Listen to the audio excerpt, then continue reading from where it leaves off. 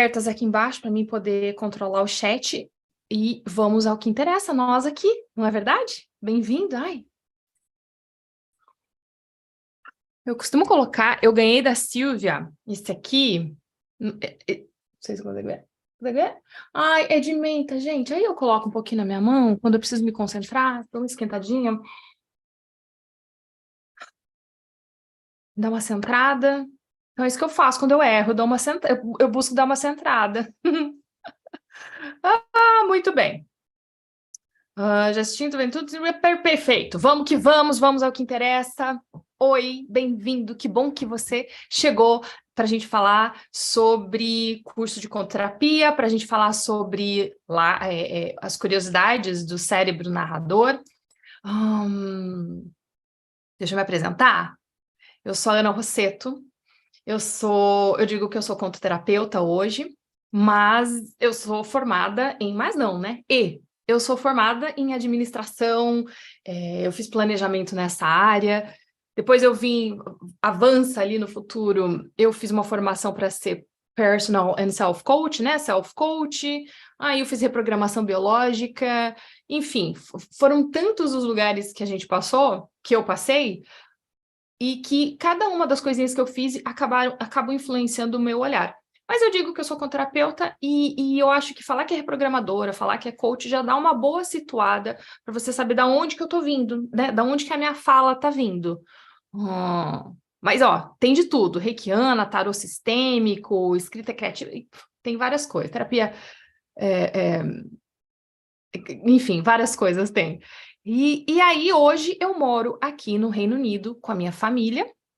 A gente escolheu vir para cá quando a gente decidiu morar fora do Brasil. Tínhamos outras opções. Eu já tinha morado na Irlanda, eu já tinha morado nos Estados Unidos, estava pensando em voltar para lá. Só que aqui no Reino Unido tem uma faculdade antroposófica e dentro do campus da faculdade tem uma escola internacional de contação de histórias. Essa escola ela tem mais de 20 anos e vem pessoa do mundo todo, né? Vem pessoas do mundo todo fazer curso. E o que me interessou muito aqui é porque nessa jornada toda eu comecei a perceber que os contos são muito interessantes. É uma grande vantagem a gente trabalhar com a imaginação, se familiarizar com ela, fortalecer ela, entender como é que ela funciona, como é que funciona tudo isso. E com essas informações, como que eu posso colocar essas informações a serviço da vida? Né? Como que isso pode melhorar a minha vida prática? E eu fui percebendo que história é muito além daquela imagem de contar história para criança, que a professora conta ou que os pais contam na cama antes de dormir. Né? Fui me interessando muito por esse mundo simbólico. Eu percebia que eu tinha uma carência muito mental, muito intelectual, e eu queria acessar essa parte mais sensitiva, mais imaginativa, sabe? Me permitir. E os contos, existem vários caminhos para a gente fazer isso. Os contos foram o que me atraíram. E aqui, no Reino Unido, é cultural. As pessoas contar história é algo que acontece em vários lugares, tem muitos clubes aqui. Então, por exemplo, você vai num pub aqui, num bar, você senta, você pode ver jogo de futebol que eles adoram, você vai ouvir, sei lá, alguns músicos tocando, mas aqui também você vai ouvir gente contando história, tem contador de história no pub, então você vai tomar um pint lá e tá ouvindo uma história. É desse jeito, assim, a cultura do pessoal. Então, lá dentro da faculdade antroposófica, primeiro que curto essa ser dentro de um campo da antroposofia, né? Tem muitos professores dentro da Waldorf que estão fazendo curso lá, se formando para contar histórias, porque elas realmente formam a nossa subjetividade, mas não é só isso. Todas as vezes que eu tive lá, haviam pessoas assim inesperadas. Tinha diretor de escola, tinha a mãe que estava grávida e estava se preparando para quando o filho chegasse, tinha vendedor, tinha atendente, tinha de tudo, sabe? Tudo que é tipo de profissão, e eu acho que é por causa da cultura, vai lá, faz um curso de contação de histórias. E aí, claro, dentro do mundo de contação de histórias, a gente pode ter a parte mais de performance, mais artística, é aquela apresentação, e tem muitas possibilidades ali. A gente tem a parte educacional, e aí entra nesse mundo da história pela pedagogia, Ou, no meu caso aqui, que muito me interessou, é usar histórias como uma via, um caminho para se conhecer, para se desenvolver. E aí fez muito sentido a gente vir aqui para a Inglaterra, porque aqui tinha essa estrutura, tinha essa escola que há muitos anos funciona, tem muita experiência e realmente valeu muito a pena.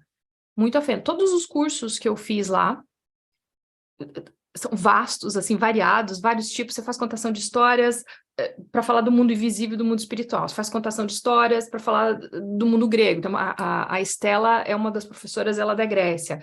E aí a gente mergulha muito nos mitos. Você tem falando sobre trickster, você tem falando sobre contos da vida real, contos biográficos, sobre contos de fadas e como que a vida real... Sabe, tem muitas vias, muitos caminhos para você desenvolver esse trabalho. E foi super bacana. Então, é isso. Hoje eu trabalho com isso. A princípio eu fazia um atendimento presencial, mas eu gosto muito de trabalhar com grupo. Grupo é uma coisa que brilha meus olhos, eu adoro a conversa, o papo, vai e vem, vamos compartilhar e tal. E sempre gostei quando eu fazia os grupos de práticas de comunicação não violenta, porque eu também sou formada nisso. Era sempre muito prazeroso, muito nutritivo para mim. E as pessoas me perguntaram como que você conta história, como que você faz, como você cria história. Então, foi um pulo, né? Sair ali do atendimento individual e começar a pensar maneiras de que esse método pudesse ser ensinado, né? E as pessoas pudessem praticar. Era muito importante para mim que isso fosse prático. Porque eu, particularmente, tinha muita informação, sabe? Era muito livro, e era muito curso, e era técnica, e era passo a passo, enfim, N. Mas eu tinha uma carênciazinha de que, tá, mas e aí, na prática, como é que você faz?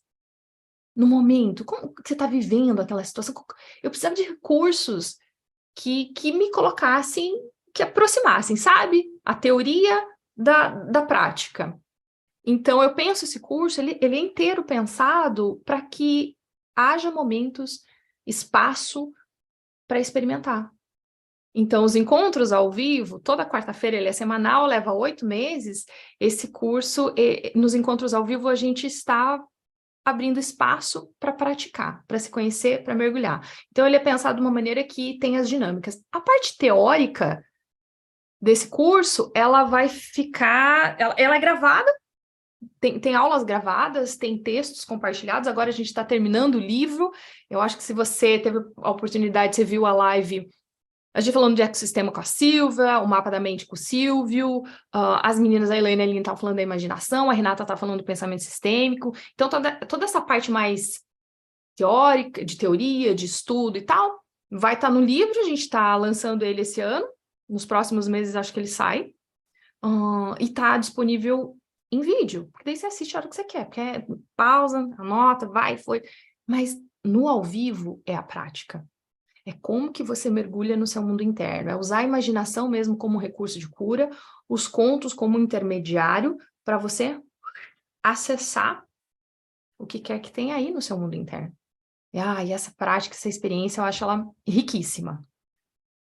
Vamos falar aqui que é a contoterapia? A contoterapia, então, ela é uma abordagem, ela é uma ferramenta, ela utiliza a imaginação e a prática de histórias como uma via de acesso para o nosso mundo interno, que nem eu falei. Aí o nosso mundo interno, a nossa subjetividade, a nossa criatividade, né? As histórias e os sonhos, eles são, né? Esse mundo simbólico, essa ânima, eles são um intermediário entre a nossa objetividade, que é o mundo objetivo, concreto, e a nossa subjetividade, entre linear e sistêmico, entre lógica e intuição.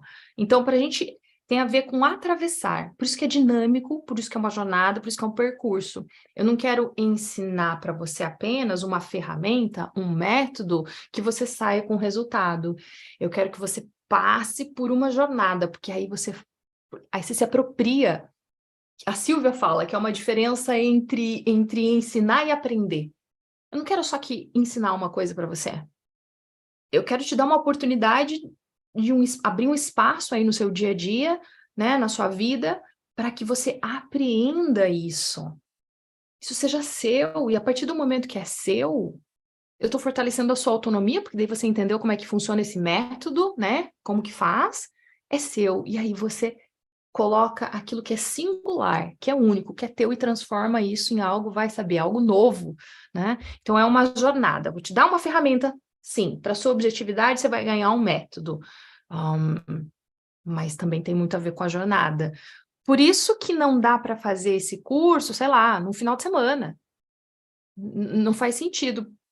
O bacana é a gente ver a evolução no tempo, conforme a gente vai praticando, experimentando, viajando, construindo, né? Como um arquiteto construindo na nossa realidade imaginativa as histórias que a gente vê.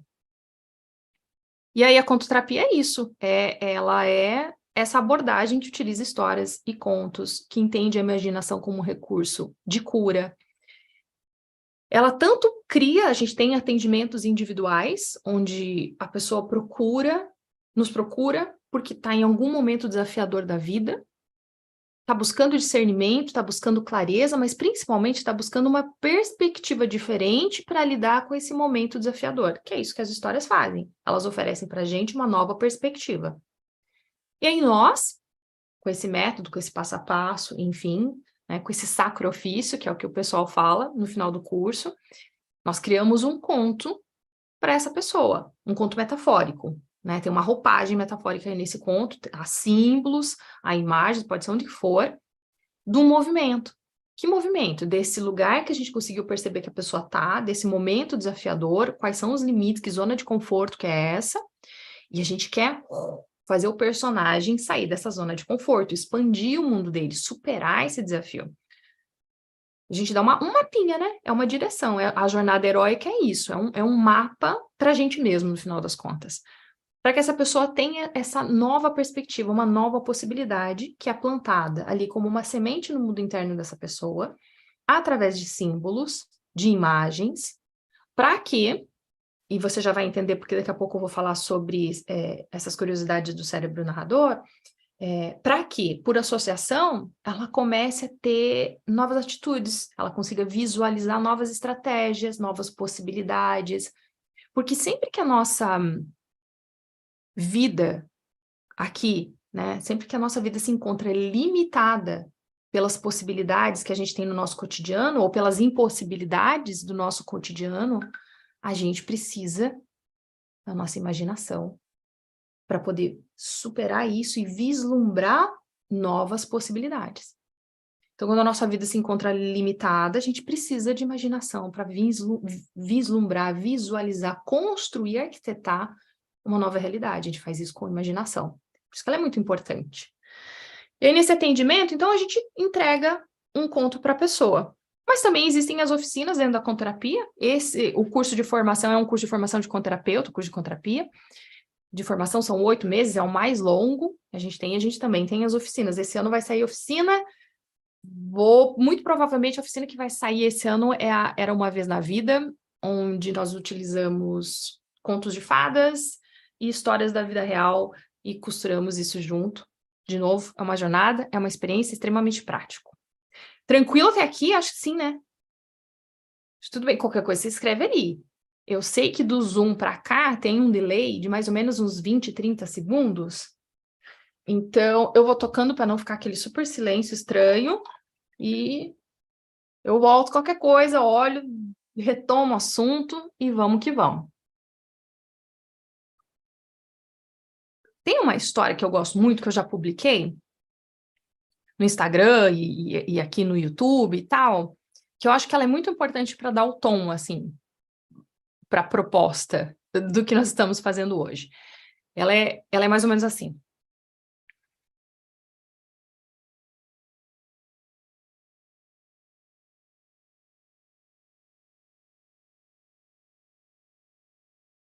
Quando os deuses nos fizeram, eles queriam ter a certeza de que tudo, toda a sua sabedoria, todos os seus dons, a luz das estrelas, a sabedoria da Mãe Terra e a escuridão também coubessem naquela forma.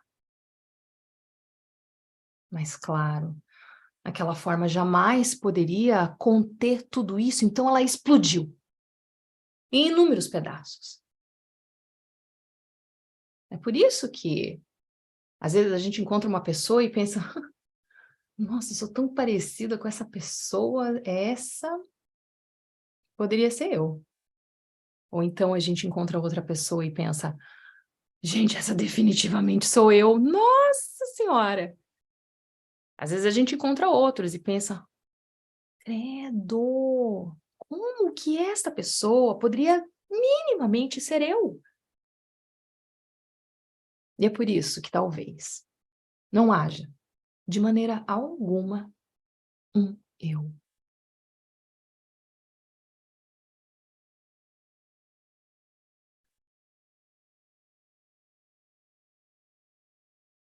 Acho que é isso. Eu acho que a gente está uns procurando aos outros, quando a gente se aproxima e se interessa por esse tipo de trabalho, sabe? A gente está se procurando uns nos outros. E olha, eu diria que as histórias, elas conseguem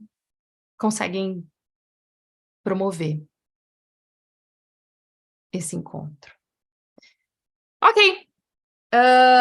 Isso dito, só vou falar mais um pouquinho sobre o curso de conterapia, só para finalizar, então, resumindo, é um curso de formação de conterapeutas.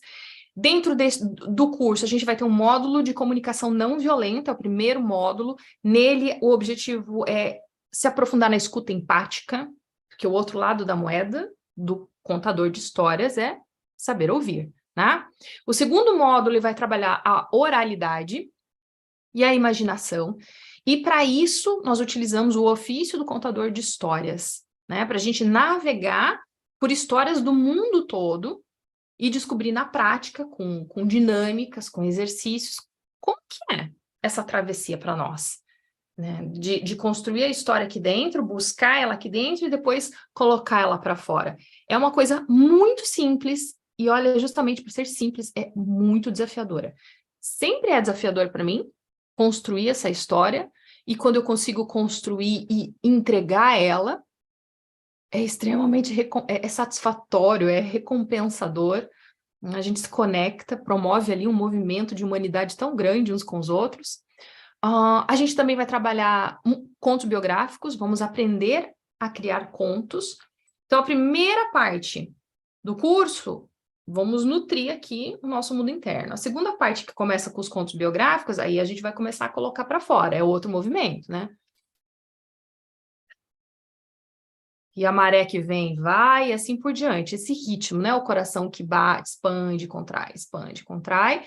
A mesma coisa pensada no curso. Então, a gente alimenta, para daí a gente poder ofertar. Alimentamos o seu mundo interno com as histórias, conforme a gente vai fazendo o ofício do contador de histórias, a gente vai criar contos biográficos. Vamos olhar para a nossa história de vida, e tem uma maneira de fazer isso, vamos procurar como funciona para criar uma história, né? Como que a gente costura esses momentos, essas memórias, de forma que ela se transforme num conto. E aí, a última parte é a parte do método em si, para você criar um conto terapêutico. Como que funciona, o passo a passo, o modus operandi, e ele não é exclusivo. Esse método, ele é pensado de um jeito para ele ser inclusivo. Isso significa que o que você aprender aqui vai pedir que você traga toda a sua bagagem, toda a sua experiência, quem você é, vai contemplar e respeitar a sua singularidade para você criar contos. Por isso que a gente tem muitos tipos, variedades, se é que eu posso usar essa palavra, de conto-terapeuta. Tem conto-terapeuta que a linha profissional é astrologia. Então, provavelmente é por aí que ele vai navegar para criar um conto. Ou é tarólogo, ou é psicólogo, ou é psicanalista, ou enfim, vai mais para o lado do Jung, ou é coach, reprogramadora biológica, como eu. Cada um, né? Ou é pedagogo, vai olhar para outras questões, enfim, né? Trauma informed e por aí vai. Cada um vai olhar de um jeito, vai elaborar ali no seu mundo interno o que a pessoa está falando para ela, né? De entender perspectivas, e vai entregar para a pessoa um conto. É muito único, sabe? Ele é um método que respeita bastante a singularidade das pessoas. Dificilmente, o método é o mesmo. Você vai procurar alguém para ter um conto para você que vai alimentar tudo aquilo que eu expliquei, o seu mundo interno. Mas o como isso acontece, ele é muito respeitoso no sentido de que é muito singular. sabe? Não é produção em série. Não é isso que a gente quer. Não quero exatamente tudo igual. Não é objetividade, não é uma conformidade. Não. Tem um modus operandi ali, e esse você vai encontrar com todo contoterapeuta que passou por aqui, que se formou aqui, mas a maneira que esse contoterapeuta vai funcionar é única. É única. E aí temos novos contoterapeutas.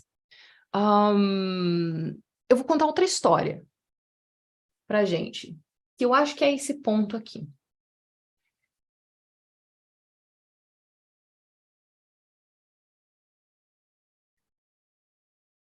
Era uma vez um grupo de pessoas andando numa estrada.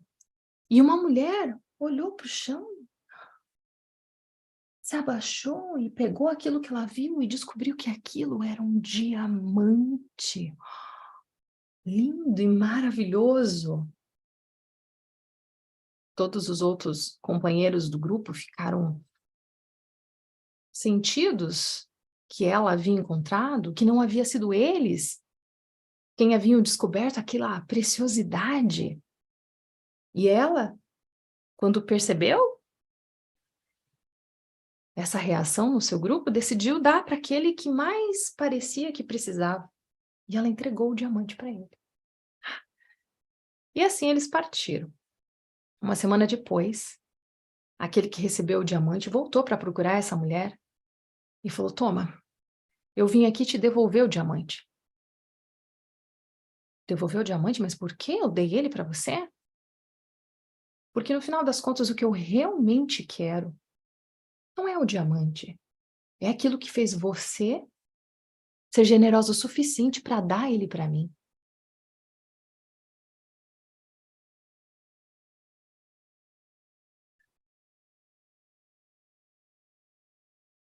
Então é isso que a gente vai procurar no curso de conterapia, o seu diamante. Mas mais do que o seu diamante, é descobrir a sua generosidade em conseguir ofertar as suas pedras preciosas. Ok, seguimos então. Vamos falar sobre curiosidades do cérebro narrador? Ok, quando eu falo curiosidades do cérebro narrador, é importante que a gente ajustar aqui umas expectativas. Eu sou uma geminiana, eu sou contadora de histórias, e como contadora de histórias eu quero contar histórias, né? Eu quero compartilhar coisas interessantes. Então, essa parte de cérebro narrador, eu acabei andando lá no mundo da neurociência, nos estudos e artigos que foram publicados, e dentro disso aquilo que tem a ver com nós, sobre imaginação, sobre contação de história, como é que funciona, e como a gente trabalha, o nosso cérebro trabalha muito por associação. Óbvio que um estudo acabou me levando para outro, que me acabou me levando para outro, e aí o mundo se abriu. Confesso que a gente precisa voltar um pouquinho para ter a objetividade de não se perder num mundo de coisas interessantes.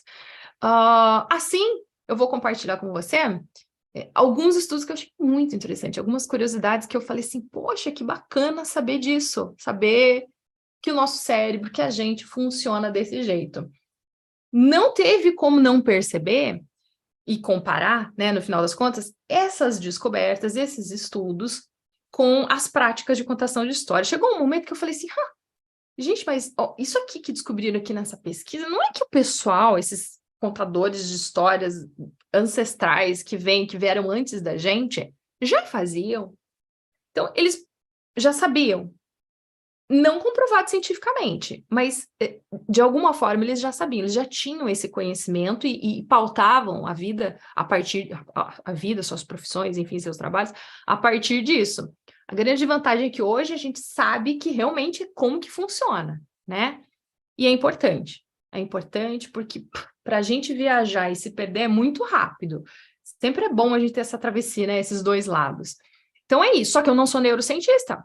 Então, o meu objetivo não é ficar compartilhando com você todos os dados, os pormenores, a exatidão da coisa, não. Só que eu acho bacana, né? Então, por isso, no final da live, que agora eu não vou conseguir, mas no final da live eu vou deixar abaixo todas as referências bibliográficas, enfim, ou os vídeos, o link com os vídeos, com os estudos e artigos, porque se você tiver curiosidade, daí você dá uma olhadinha, né? Você pesquisa direto na fonte e busca aquela informação que é interessante para você. Combinado? Então é isso. Do livro, esse material, isso que eu vou falar para você, tá saindo lá do nosso livro de contoterapia, como todas as outras lives antes dessa, as aulas antes dessa, a gente se baseou naquilo que estamos desenvolvendo, terminamos de desenvolver, né? Vai sair, agora a gente tá na parte dos contos, para isso, que embasa. Só que, gente, tem muita coisa interessante, não vai dar tempo de continuar isso nessa live. Peguei só as coisinhas mais bacanas e para compartilhar. Vamos lá, tá?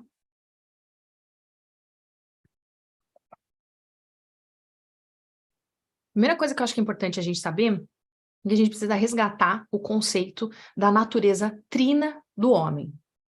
E não é, não é uma pesquisa de neurociência. Acho que a gente precisa só ajustar essa parte para poder entender melhor aquelas informações e aquelas pesquisas que a gente vai comentar agora. Por quê?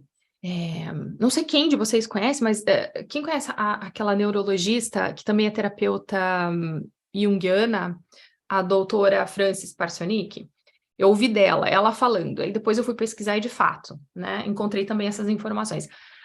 Até 381, depois da Era Comum, né, depois de Cristo, até essa época, nós entendíamos o homem como se ele tivesse uma natureza trina. Então, tinha 3 partes, era comum isso, né? Tinha o corpo, a parte física, tinha a mente, ou espiritual, e tinha a alma, né? Quando a soma, a psique e o nous. Esses dias eu estava vendo Cacaverá, e na tradição tupi chama-se Ava, Yen e Bo. Então, aí você fala, interessante, 3. Não, já vou para aquele lugar simbólico, busco aqui no meu mundo interno tudo que eu nutri aqui dentro, as histórias que eu ouvi, você fala, caraca, esse negócio de 3 aparece em muitos lugares mesmo, tem muita mitologia falando de divindades, trinas, né? Inclusive a mitologia católica fala do Pai, do Espírito, do Pai, do Filho e do Espírito Santo. Então, de fato, esse negócio de 3 já vinha sendo dito há muito tempo. Só que depois de 381, depois da Era Comum, no Concílio de Constantinopla, já nem lembro, acho que foi isso, enfim, não, mudaram. Agora o homem tem uma constituição, uma natureza dupla, né? Só corpo físico e mente e espírito. A gente foi deixando de falar sobre essa outra parte, essa terceira parte da alma. Isso foi bacana, porque bacana até certo ponto, porque graças a isso vai avançando no tempo, chegamos no iluminismo, temos Descartes, acredita-se que a felicidade está em você, tá na lógica, né? Tá na linearidade, na lógica. Nós ficamos especialistas, separamos para entender, queremos saber toda a mecânica da coisa, porque com essa informação, com esse conhecimento, a gente domina, né? E esse domínio, eu acho que atende uma coisa muito, muito importante para nós, que todo mundo busca, que eu vejo muito nos atendimentos que eu faço. A gente está sempre buscando controle, de uma forma ou de outra, a gente quer ter ali um certo controle, né? Do nosso ambiente, das nossas relações. Enfim, e aí a gente tem isso. Que bom, temos a tecnologia que temos hoje, estamos aqui com o Zoom e vai e vem, graças a esse tipo de mentalidade, a esse filtro, essa perspectiva. Só que, quando a gente vai trabalhar com contos, só isso não é suficiente. Com contos, com sonhos, com pensamento simbólico, a gente precisa do intermediário, né? Quem que fala? Meu professor falava, como que a gente faz para se aquecer? Né? Não dá para a gente ir ali direto no fogo, se aquecer, no fogo do conhecimento. A gente vai se queimar. A gente precisa do intermediário. Né? Esse intermediário são os sonhos, são as histórias, são os símbolos. Por que eu estou falando isso? Porque antigamente os povos primevos, eles falavam assim que tinha as pessoas quando perdiam o ânimo, perdiam aquele sentido da vida, eles diziam que a pessoa perdia a alma, que ela estava doente. Então ela não estava doente fisicamente a pessoa estava bem, mas não estava, tinha alguma coisa faltando, perdeu a alma, e perder a alma é algo que era a pessoa ficava errante, porque ela já não se conectava mais com os ciclos da natureza. Você já estava desconectado disso, ela já não se conectava mais com as relações, com as pessoas ali próximas a ela se distanciava. Certeza que eu tô falando isso, você já está conseguindo perceber e já deve ter associado em algum momento da sua vida essa sensação de desconexão com a natureza, com as pessoas, com os mitos, né? Com aquelas histórias que trazem sentido. Então ela já não acreditava mais nos mitos, estava desconectada, não acreditava mais nos deuses, ela perdia a alma. Hoje a gente está mais ou menos assim, porque quando a gente separa e olha, tem essa perspectiva dual, a gente esquece, né? Fica na sombra, fica escondido, fica oculto. E a gente não está acessível para nós, não conseguimos navegar, não conseguimos entender e compreender e navegar por isso. Então, eu acho que trabalhar com contos tem muito disso, de querer resgatar essa nossa natureza trina, né? Legal, falei isso é importante a gente saber dessa natureza, porque a partir de agora eu vou começar a falar sobre o efeito placebo, sobre placebo, e a gente saber que existe essa outra instância é muito importante. Aliás, sabe uma coisa que eu lembrei? O James Hillman, se eu não me engano, é o Hillman, fala no livro Mitologias Arquetípicas do Gustavo Barcelos, que antigamente as pessoas não falavam de psicopatologia. Que fica falando sobre isso, né? Essa coisa. Eles falavam de mitos, eles falavam de deuses. Existiam essas representações simbólicas, não concretas, não lineares, simbólicas, de todas essas forças internas, né? Que fazem parte da natureza humana. Então, eu falava sobre isso. Hoje em dia, não, hoje em dia a gente não fala mais de mito, mas a gente fala muito de psicopatologia. Então, isso. Ok, vamos falar você sabia que para você lançar um novo medicamento hoje em dia no mercado é bem difícil? Olha, é demorado, tá? Antigamente, não. Volta ali, sei lá, década de 60, 50, 70, por aí, não era tão difícil, mas hoje em dia é cada vez mais longo esse processo de lançar algo novo, um princípio ativo novo no mercado, um novo medicamento. Por quê? Porque esse medicamento, ele precisa ser superior ao efeito placebo. Então, você está fazendo as pesquisas, o que é o efeito placebo? Tá, o efeito placebo ele pode ser tanto um medicamento, ele pode ser qualquer outra substância, qualquer outro tipo de tratamento que não possui um princípio ativo, e daí por isso ele não vai causar nenhuma alteração no nosso organismo, né, no organismo da pessoa, só que mesmo assim modifica a forma como a pessoa se sente, né? Ajuda a melhorar os sintomas e muitas vezes até aumenta o sucesso do tratamento que já estava sendo feito. Então, quando você vai lançar um medicamento novo, um novo princípio ativo, esse princípio ativo precisa superar esse efeito placebo. Até um tempo atrás, o efeito placebo, ele era indigno, assim, sabe? A gente torcia os olhos, porque a gente ainda estava numa mentalidade muito concreta, muito daquele pensamento da natureza dual, né, esquecido da natureza trina. Então, dentro desse conceito mais cartesiano, mais mecanicista, a gente falava de efeito placebo, isso é coisa da mente da pessoa, né? A pessoa está viajando. Óbvio que na linearidade, efeito placebo vai ser uma coisa muito do além. Não tem como eu pegar o efeito placebo, ou enfim, o que acontece ali, e encaixar aqui dentro. Não vai dar certo. Aliás, isso é uma coisa que é bem interessante, porque eu lembro a primeira vez que eu fui morar fora, eu fui morar nos Estados Unidos, morei em Nova York, eu lembro que antes de sair, meu pai falou uma coisa que eu nunca mais esqueci.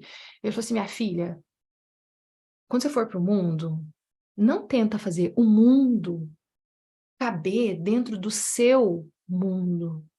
Vai ser extremamente frustrante. Ao contrário, tenta expandir cada vez mais com as coisas novas que você vê no mundo, o seu.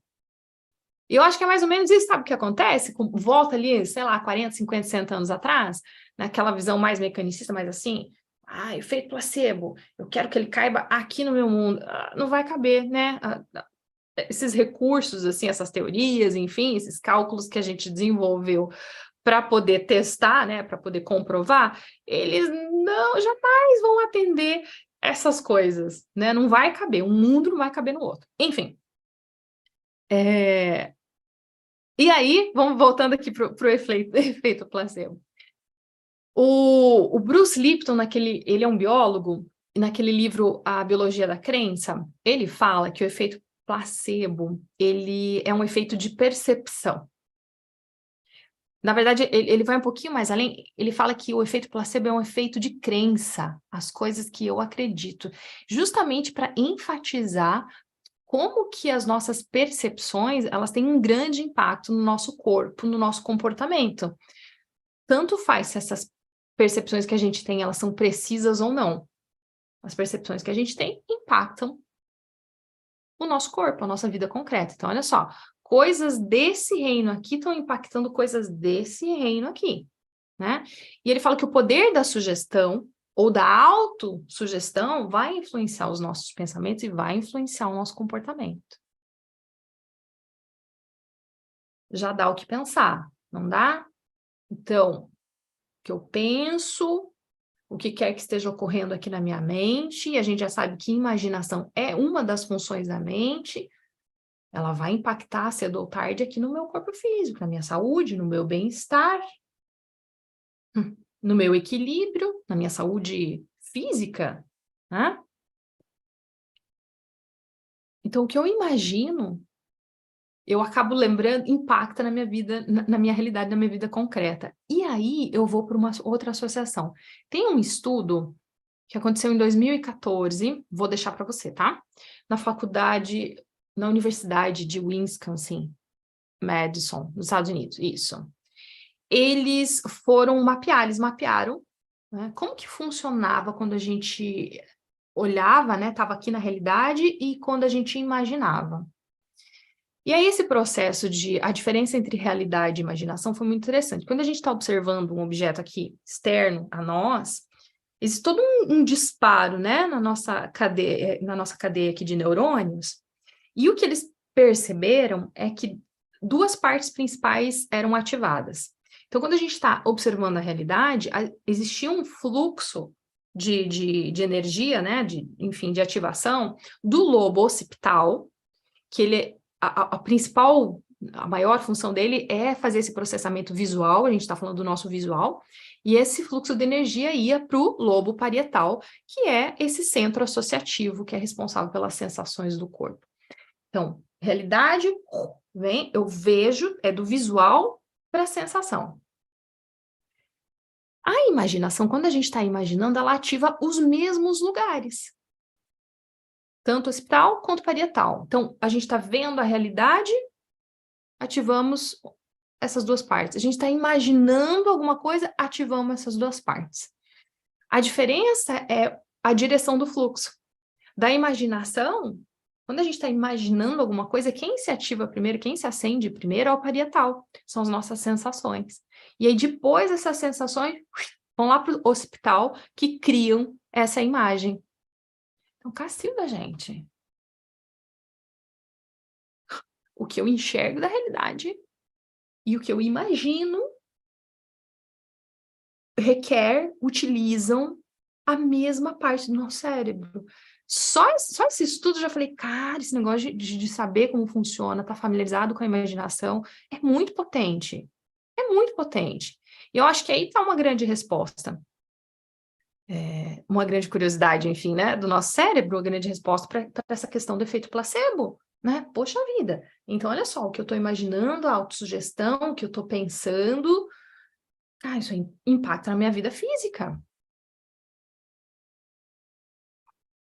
Só que não é só isso, sabe? O efeito placebo, ele vai falar... Aqui, quando a gente está falando de efeito placebo, a gente tem uma expectativa de alívio da dor, né? A gente quer diminuir a dor. Atualmente, não se sabe exatamente, né, quais são os processos mentais específicos que são responsáveis por ativar essa expectativa de alívio da dor. Só que teve um estudo em 2013, na Universidade de Oxford, aqui no Reino Unido, que descobriu tipos de efeito placebo e nocebo. Eles são desencadeados por expectativas que são produzidas por meio de sugestão verbal Então, o que eu falo, ou o que eu ouço. Condicionamento, eu vou condicionando um pouquinho aquele, sabe, tipo aquele treinamento, vou condicionando a pessoa naquela determinada situação, naquele contexto. Observação social e a interação interpessoal. Eu achei demais, né? Então, nossa, eu ativo esse efeito, essa expectativa de que eu vou aliviar a dor através desses meios. Só que não é só na interação. Aliás, aonde que você acha todas essas coisas, né? Esses sinais? A gente pode encontrar tudo isso numa sessão de contação de histórias. Com toda certeza. Sugestão verbal, observação social, interação interpessoal, dependendo com quanto tempo você faz até um condicionamento, né? Enfim. Mas não é só na interação com o outro que a gente pode ativar a nossa farmácia interna e regular a nossa dor. Tem um outro ponto muito interessante dos mecanismos psicológicos de analgesia com placebo, né? Que foi visto num estudo que correlacionou traços de caráter e a forma como o paciente respondeu aos placebos. Olha só, recentemente, então, eles perceberam que traços psicológicos como empatia, como otimismo disposicional, neuroceticismo de sugestionabilidade hipnótica, altruísmo, locus da dependência do ego, eles têm sido associados à eficácia da analgesia com o placebo. E sabe o que pode contribuir para fortalecer a nossa empatia? Ler ficção. Teve um outro estudo também em 2013, mas esse na Universidade de Toronto, que ele descobriu que entre aquelas leitores ávidos, as pessoas que gostavam muito de ler, né? Qualquer tipo de material, as pessoas que gostavam de ler, aqueles que... Carla, já responde, chegou agora. Eu só vou terminar essa explicação. Aqueles que liam coisas técnicas, e aqueles leitores ávidos que liam ficção, os que liam ficção aumentavam e fortaleciam a empatia deles, né? Por quê? Eles tinham uma tendência a ser mais empáticos uns com os outros, porque quando uma pessoa lê uma história, quando ela ouve uma história, essa pessoa ela vai prever as ações e as reações do personagem, ela vai inferir o que será que esse personagem está pensando, sentindo, pretendendo. E aí, para fazer isso, o leitor ele vai acabar simpatizando com os personagens da história. Ele vai tomar uma perspectiva desses personagens e vai experimentar os eventos da história como se fosse a sua própria experiência. Tem algumas histórias, elas são capazes de fazer sentido e oferecer possibilidades para a gente entender as outras pessoas através do tempo e do espaço, né? E essa, às vezes, não é uma oportunidade que não está disponível para a gente na vida diária. Então, essa oportunidade de entender outras pessoas, outras perspectivas, ela se apresenta para nós através dessa convivência com a ficção. Você viu que delay louco, né? Então, a Carla perguntou assim, Ana, existe especializações em contoterapia? Existe esse curso. Esse não é a contoterapia não é uma... Hoje, por enquanto, até hoje, até agora, atualmente, não é algo que é reconhecido, por exemplo, pelo MEC, ou que dá para a gente fazer... Mas quem sabe? Quem sabe? Eu tenho pretensões de chegar lá. O fato de estar escrevendo o livro agora, de estar fazendo essa live, de estar buscando mais essas informações, é justamente para a gente chegar nesse lugar, porque eu realmente acredito nisso. Eu acredito de todo o meu coração que é muito potente essa ferramenta. Vou parecer aqueles personagens de cartoon, mas eu acho que eu posso mudar o mundo, ó. Tudo é tipo super-herói, assim, eu acho que eu posso mudar o mundo com histórias. Então, Carla, não tem hoje pós-especialização, mas tem esse curso, eu diria que esse é o curso mais atual, mais completo, que está pegando todas essas possibilidades aqui, trazendo as teorias, trazendo as práticas, abordando vários estudos e tal, para que o contoterapeuta ou para a pessoa que estuda isso, que se engaja nesse curso, seja o mais preparado possível hoje para trabalhar com isso. Espero que eu tenha respondido sua pergunta. Se eu não, daí você responde ali. Tem delay, mas escreve ali para mim. Ok, deixa eu retomar. A gente estava falando, então, que ler ficção é uma maneira da gente aumentar a nossa empatia, né? E a nossa empatia é um dos traços de caráter que vai influenciar no efeito, né? Nessa expectativa de alívio da dor do efeito placebo, que tem a ver com as nossas crenças, com as autossugestões, tá? Beleza? Fiz o retorno, né?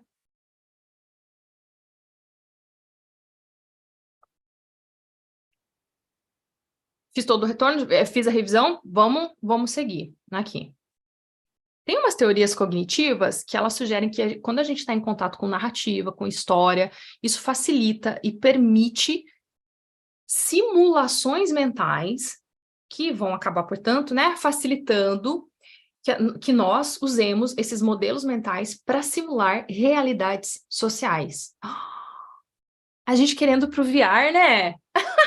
A meta querendo pro VR e nós temos já tecnologia de ponta aqui com o nosso cérebro para criar essas coisas. E outra, é nossa, sabe?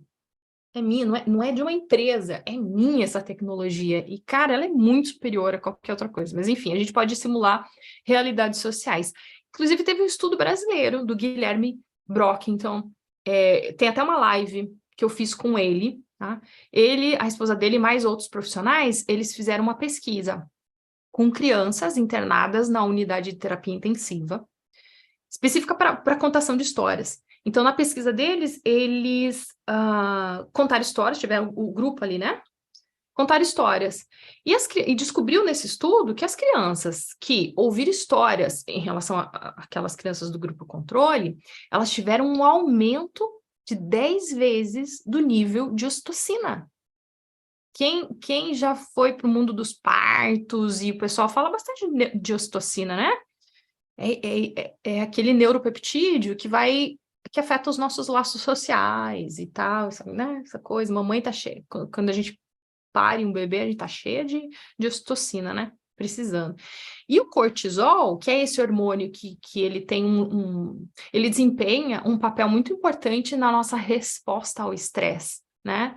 O cortisol diminuiu 2 vezes.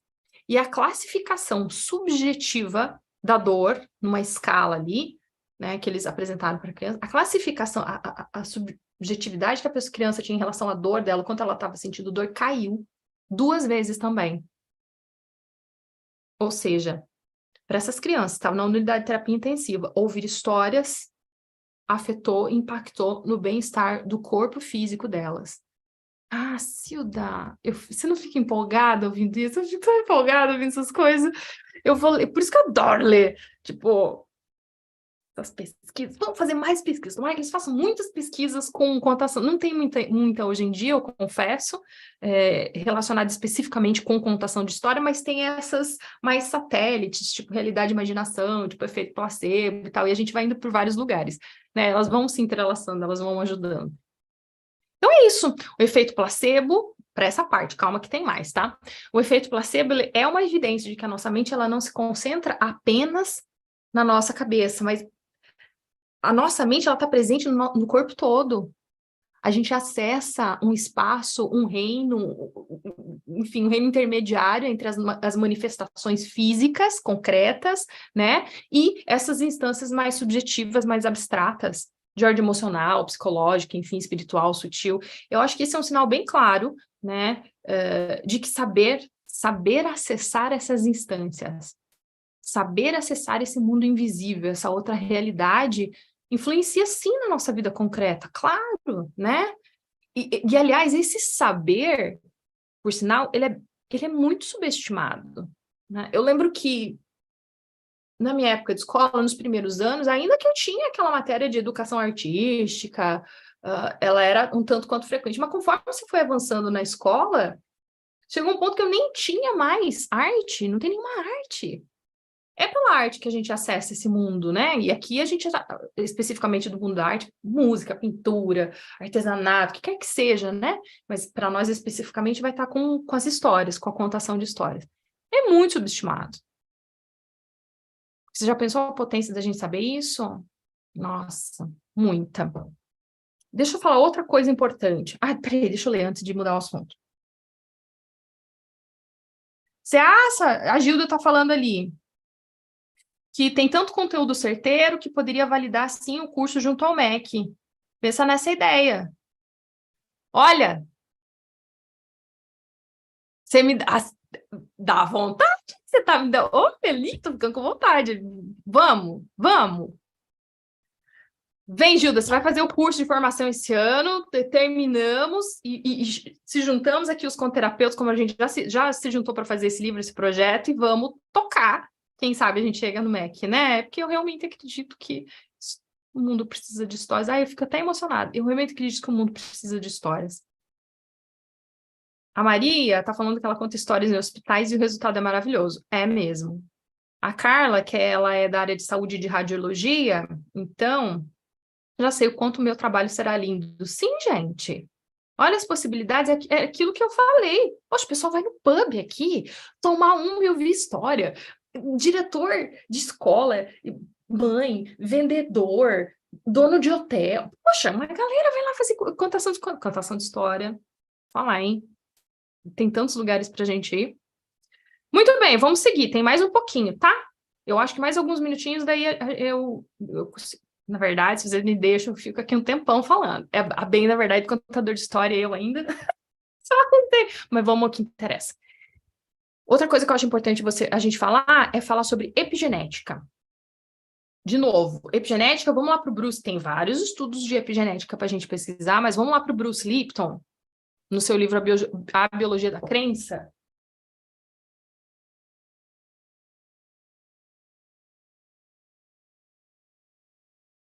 Aqui.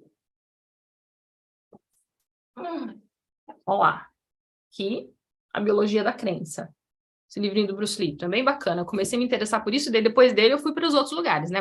Fui pegar mais estudos e tal, artigos sobre isso. Vou falar de uma forma bem resumida. Quando a gente tem esse material genético que nós herdamos, né? E aquela imagem daquela fila, assim, fila não. Ai, fugiu a palavra. Enfim, aquelas fitas, né, entrelaçadas com o código genético da gente. Pois é, a epigenética não faz parte do código genético, mas é como se elas fossem pequenos interruptores ali nessa fita de DNA, que liga ou desliga, né? Então, se você liga, significa que aquele gene vai ser expresso, né, no nosso fenótipo, vai vir à tona. E o que está desligado, não. Ok, então, mais ou menos essa explicação, acho que ela é suficiente para a gente entender o que eu estou falando de epigenética. Olha que interessante. Teve um estudo bem famoso que foi ver que os filhos e netos de grávidas holandesas que estavam grávidas durante a época da guerra. E durante a sua gestação, elas tinham uma ingestão diária de caloria de 400, 500 calorias, o que é baixíssimo. É muito pouco. Né? Mas mesmo assim, elas tiveram os filhos cresceram, tiveram filhos e tal. Esses descendentes apresentaram sinal de obesidade, eles eram obesos. Né? Não importa o que fizessem, a epigenética foi lá, ligou, funcionou. Então, a fome que essas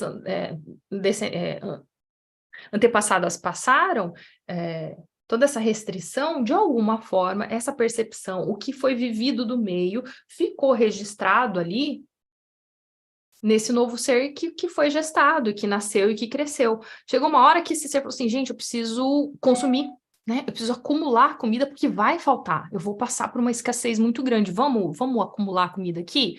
E aí o corpo, claro, trabalha a favor dessa percepção, dessa história. Só que esses descendentes, eles não passaram por guerra. Eles não passaram por uma situação externa, né? O meio deles não era um meio de escassez de comida. Por quê? Que eles vão, se eles não viveram o trauma, por que eles estão acumulando, né? Então, a epigenética, uma das coisas que eu me interessa, que eu gosto muito, é esses tipos de estudos, sabe? Essas perguntas. Nossa, por que o que eu vivi chegou no ponto a impactar o fenótipo, né? O nosso material genético, a nossa epigenética. Que coisa doida. Tem outro estudo também, esse foi bem interessante. Descendentes de prisioneiros, ex-prisioneiros de guerra, da Guerra Civil dos Estados Unidos em 1800 e pouco. Ok. Esses foram prisioneiros, sobreviveram, voltaram para a vida normal depois que acabou a guerra. Os filhos, os descendentes desses sobreviventes de guerra, eles apresentaram uma porcentagem de 11% mais alta de mortalidade em relação à população geral. Eles morriam mais, eles eram mais propensos a ter câncer, eles tinham mais... 11% é câncer, e eles tinham muita questão de derrame cerebral, se eu não me engano, alguma coisa assim, alguma coisa no cérebro deles. E o interessante é que era só os homens. As filhas descendentes desses sobreviventes de guerra não apresentavam as mesmas condições físicas do que os filhos, do que os homens. De novo, uma coisa muito, muito interessante para a gente pensar, caraca, cara, que contexto, que percepção de mundo que aconteceu ali, que foi, né, internalizado, que impactou agora nesses descendentes desta forma. Então, de novo, a epigenética é um lugar bem bacana para a gente perceber, para a gente buscar informações para entender o quanto a nossa percepção, quanto a nossa mente impacta na nossa vida física, na nossa vida concreta, no nosso corpo, né? E o quanto que trauma afeta, né? E aí, quando eu começo a falar sobre trauma, de novo, associação, eu lembro de quem? Do Gabor, né? Do Gabor Maté, que fala que trauma é algo que acontece dentro de nós. Porque se trauma fosse as coisas que eu vivi no meu passado, sei lá, eu nunca vou deixar de ser, por exemplo, se eu fui uma criança abusada, eu nunca vou deixar de ser, não vai mudar as coisas que aconteceram. Então, se eu acredito que trauma é uma coisa que aconteceu para mim, não tem mudança. Eu tô fadada àquilo, sabe? Agora, o Gabor vem trabalhando muito isso, é muito interessante o trabalho dele, porque ele fala que trauma é uma coisa que acontece dentro de nós, né? É uma dor que a gente sustenta, o sentido que a gente dá, a maneira como a gente vem a acreditar sobre certas coisas a respeito de nós mesmos, né? Sobre o mundo, sobre as pessoas ao nosso redor. E esse trauma, essas coisas que eu acredito do trauma que eu vivi, né? As consequências. Essas coisas que eu acredito, elas geram uma desconexão de quem a gente realmente é. A gente não é o trauma que a gente viveu, a gente é quem realmente a gente é, né? E quando a gente acredita que o trauma é algo dentro de nós, aí sim a gente pode restaurar isso. Lindíssimo, lindíssimo o trabalho dele. Poxa, olha, de novo, como que você vai mudar isso? Essas percepções? Precisamos da imaginação. Ela é a via de acesso para o nosso mundo interno, né? Também acabo lembrando do Viktor Franklin. Quem conhece Logoterapia do Viktor Franklin? Fantástico. Quando você lê o livro dele, Em Busca de Sentido, e ele relata as coisas que ele viveu, ele falou que o que fez ele aguentar todos aqueles anos num campo de concentração, todas as coisas que ele passou, foi tentar enxergar para quê? Qual que é o sentido dessa experiência que eu estou vivendo agora? Quando ele pensa essas coisas, ele tem potência suficiente, tem energia suficiente para conseguir viver as coisas desafiadoras, extremamente desafiadoras que ele estava vivendo. Então, não são, de novo, ele tem aquela frase que não é o que acontece com a gente, mas é o sentido que a gente dá, né? Como que a gente entende aquilo. E de se perguntar, em vez de falar assim, por que as coisas acontecem para mim? É se perguntar, por que as coisas acontecem por mim? Tá? Essa mudança bem sutil de por que acontece para mim, parece que eu sou vítima da vida. E quando você muda, acontece por mim, parece que de repente eu virei sujeito, eu tô junto, envolvido naquele negócio, eu tenho mais autonomia, sou mais herói, né? Eu tenho mais decisão, mais ação.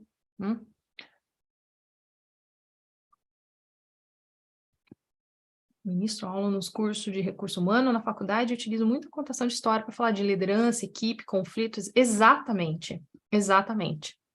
Mais um pouquinho a gente termina. Olha só. Bom, eu falei, é cérebro narrador, né? O títulozinho ali. Na mente. Então, deixa eu falar assim, a mente humana Tem um professor e um psicólogo chamado Jonathan Haidt, vou deixar também para você a referência, ele tem um livro de 2012, e ele fala que a nossa mente é um processador de histórias, e não um processador de lógica. E como histórias nos ajudam a fazer conexões significativas, elas nos ajudam a aprender, sabe? As histórias do nosso cérebro, e isso é fato, né? As histórias no nosso cérebro, ela tem uma estrutura de causa-consequência. Aliás, isso é bem verdade, porque quando a gente vai dos cursos de escritas e todas as coisas que eu fiz para poder compartilhar o método, né, para facilitar essa criação de conto, o que vem bastante à mente para mim é o da Pixar, né? A Pixar tem essa estrutura de que, então, aconteceu alguma coisa, daí por isso aconteceu isso, e isso levou aquilo, que, portanto, fez tal coisa, e aí terminou a história. Então, sempre tem uma causa e uma consequência. A jornada do herói tem uma conotação um pouco mais profunda, mais simbólica. A gente já acessa com a jornada do herói, vai um pouco além da vida prática, mas em termos de prática, né? A da Pixar é uma estrutura para criar histórias muito interessantes que traz claramente como a gente funciona. Causa, consequência, causa, consequência. A gente organiza as histórias desta forma. E aí, a gente faz isso porque a gente trabalha com associação. Qualquer assunto que for, o cérebro ele vai reconstruir dessa confusão da realidade, porque tem muita coisa acontecendo na realidade, né? Ele vai reconstruir aqui teorias mais simplificadas, né? De causa e efeito. Como uma coisa causa a outra. E essa é a maneira fundamental mesmo que a gente entende o mundo. Essa heurística, ela é fundamental para os nossos processos de decisão, né? Só que ela também traz vieses cognitivos. Tem um outro professor e psicólogo também, esse é o Daniel Kahneman. Ele tem um livro chamado Think Fast and Slow, de 2011, talvez tenha em português, não sei. Ele nos convida a pensar no nosso cérebro como uma vasta rede de ideias conectadas umas às outras. Por isso que essa abordagem, ela pede pensamento sistêmico. Não tem como a gente trabalhar com conterapia com linearidade, não vai dar certo nunca. É aquele negócio de querer fazer o caber o mundo e aí a gente vai ficar frustrado. Não, a gente precisa de um outro paradigma, de uma outra forma, e o pensamento sistêmico ajuda muito. Precisamos dele, né? De atuar a partir dele. E ele fala que as ideias, o nosso cérebro é uma vasta rede de ideias conectadas umas às outras. Essas ideias, elas podem ser concretas ou abstratas, tá? Elas podem envolver memórias, elas podem envolver emoções, podem envolver sensações físicas. Quando um nozinho dessa rede é ativado, por exemplo, quando a gente vê uma imagem ou quando a gente ouve uma palavra, né? Esse nozinho, ele vai ativar os nozinhos ao redor dele. Tipo como a gente jogando uma pedra no lago, e aí tem toda a água, toda a superfície da água, ela é afetada, né, por aquele lá. Então, é assim que funciona. Vamos para um exemplo prático. Pensa aí nas palavras banana, vômito, vômito.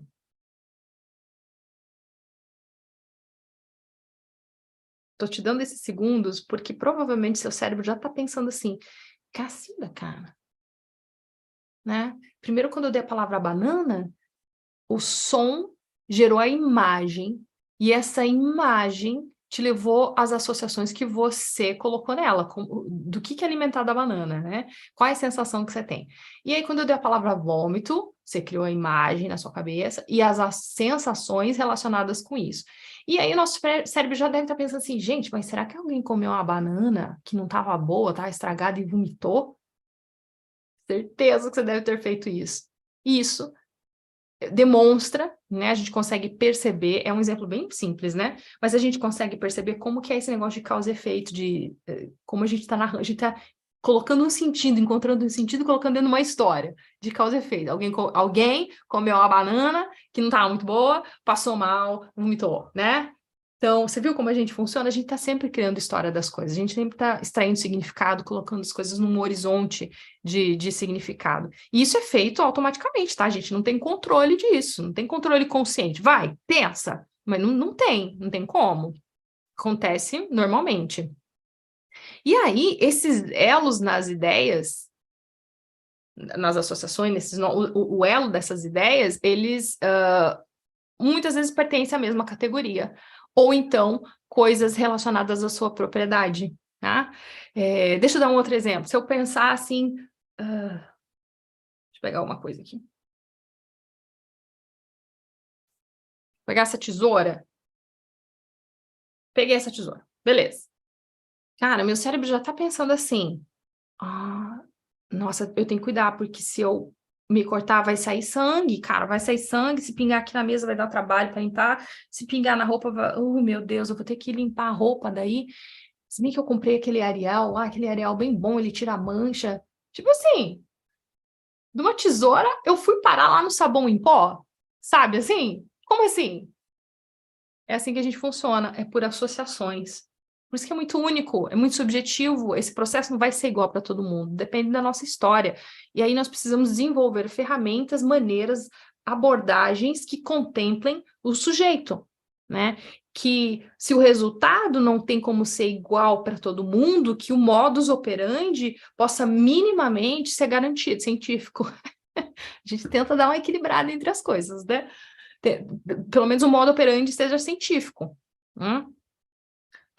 Então, assim, o cérebro mesmo narrador, ele tá trancado aqui dentro, né? Dessa cavidade escura, silenciosa, ele não tem contato com o mundo lá fora. A gente recebe os estímulos da realidade física pelos nossos sentidos. Essas informações aqui, elas são decodificadas, e aí, pelo nosso cérebro, e aí o nosso cérebro vai construindo essa alucinação da realidade que a gente vê. Mas ele mesmo, ele não tem acesso.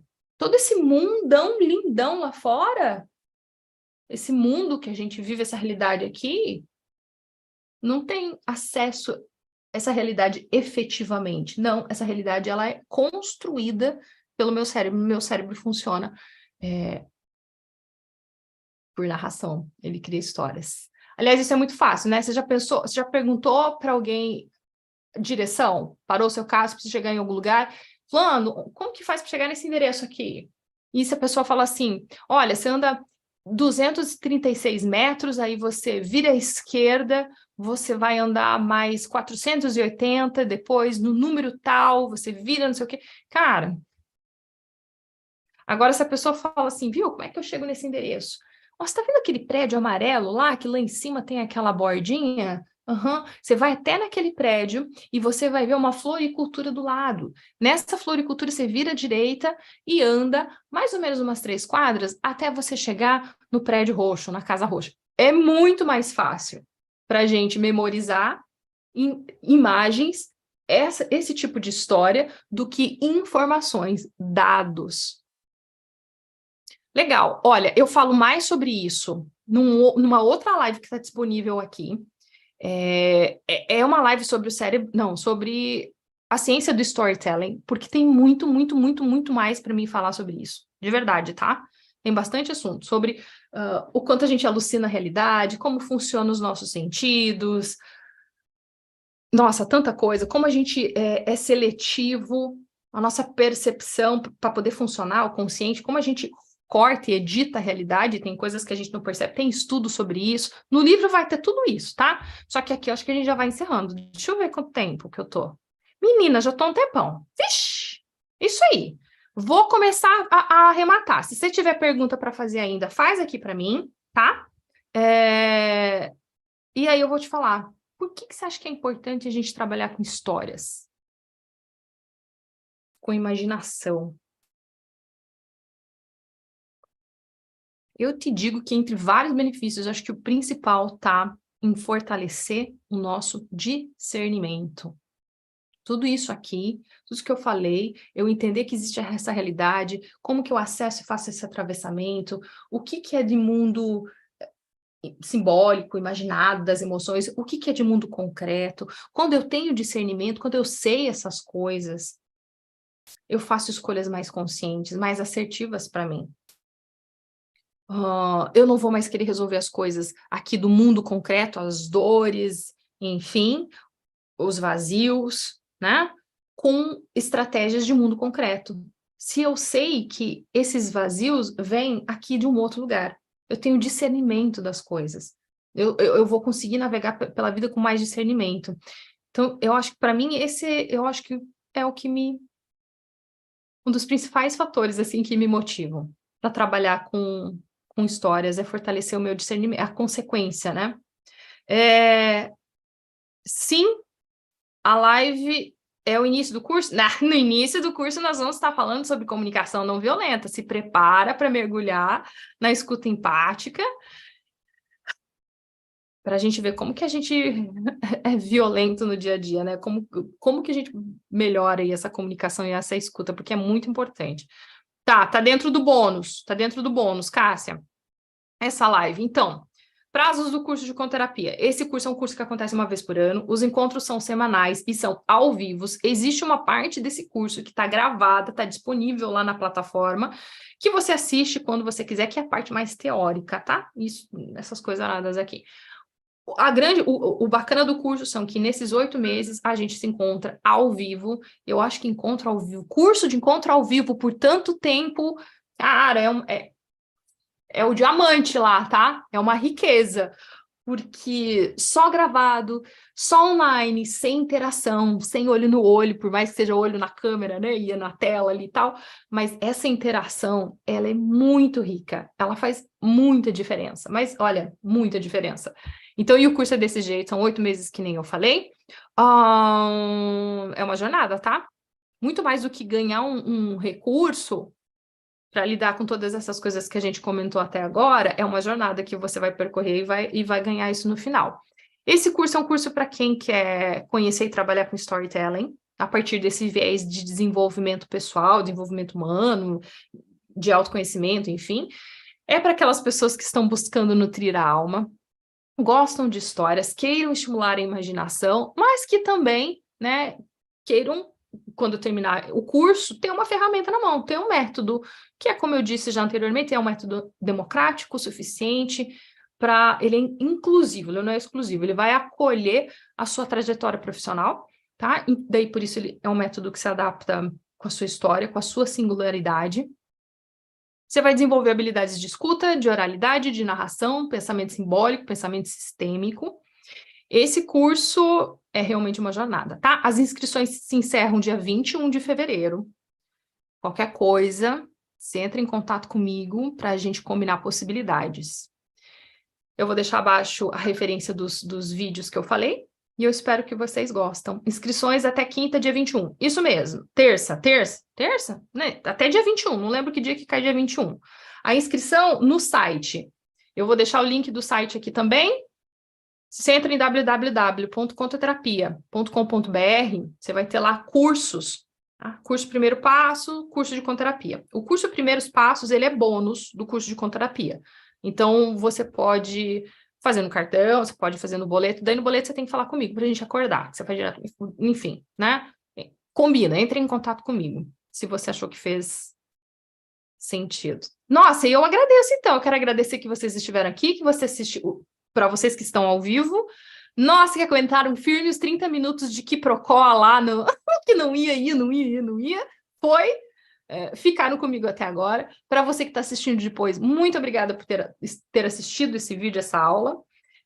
Sou grata pela presença de vocês, pela escuta de vocês, pela abertura e pela confiança, né? De gastar, de investir esse tempo da vida de vocês me ouvindo. Eu espero que essa sementinha, que tenha sido bacana, que essas informações estejam a serviço da sua vida e que essa sementinha cresça, né? Eu tô aqui disponível para você. Um beijo grande, a gente vai se falando.